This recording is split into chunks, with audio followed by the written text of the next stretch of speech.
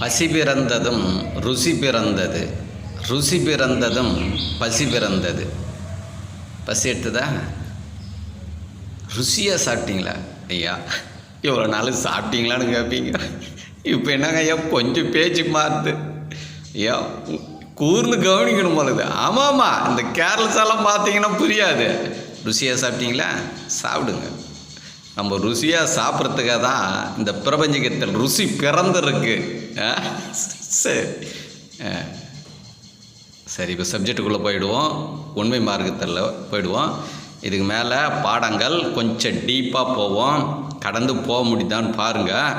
கஷ்டம்தான், திணறணும். நீங்கள் ஏதோ இது வரலாம் என்னென்னா பேசஞ்சே திருப்பி திருப்பி பேசிக்கின்னு அப்படியே இருக்கிறோம். இது உண்மை மார்க்கம், ஞானம், இது பக்தி மார்க்கம், ஞான மார்க்கத்தில் ரெண்டுத்தில் ஈஸியாக நீங்கள் பாஸ் ஆகிடலாம். உண்மை மார்க்கத்தில் மிஸ்யூஸே கிடையாது. உலகத்தில் ஒருத்தரும் மிஸ்யூஸ் கிடையாது. இப்போ உள்நோக்கி போகிறோம். பாடங்கள் இது மாதிரி வரும், கொஞ்சம் கூர்ந்து கவனிங்க. நீங்கள் புரியுதுங்களா? இப்போது உடலில் இரண்டு இருக்குது. அறிவு ஒன்று இருக்குது, உணர்வு ஒன்று இருக்குது. புரியுதுங்களா? எப்படி? அறிவு ஒன்று இருக்குது, உணர்வு இருக்குது.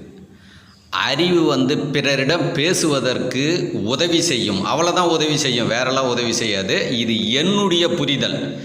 இந்த கருத்தை ஏற்றுங்கன்னு சொல்லலை, யோசனை பண்ணி உங்களுக்குள்ளே கேள்வி கேளுங்கோ. உங்கள் உடம்பு என்ன சொல்லுதோ அதை தான் கேட்கணும். என் பேச்சை கேட்கக்கூடாது. நீங்கள், நான் என் பேச்சை கேட்குறேன், உங்கள் பேச்சை நீங்கள் கேளுங்க.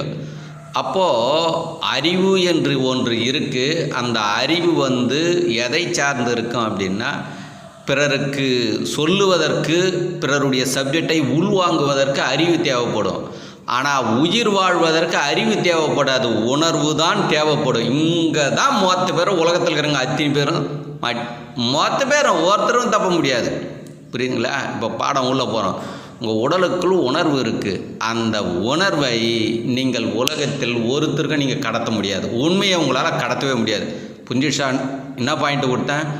உங்களுடைய உண்மையை பிறருக்கு சொல்லவே முடியாது. புரியுதுங்களா? புரிஞ்சுங்க. நன்றி, மகிழ்ச்சி. பசியும் ருசியும் உங்களை நலமோடு வாழ வைக்கும். பசி உணவு மகேந்திரன்.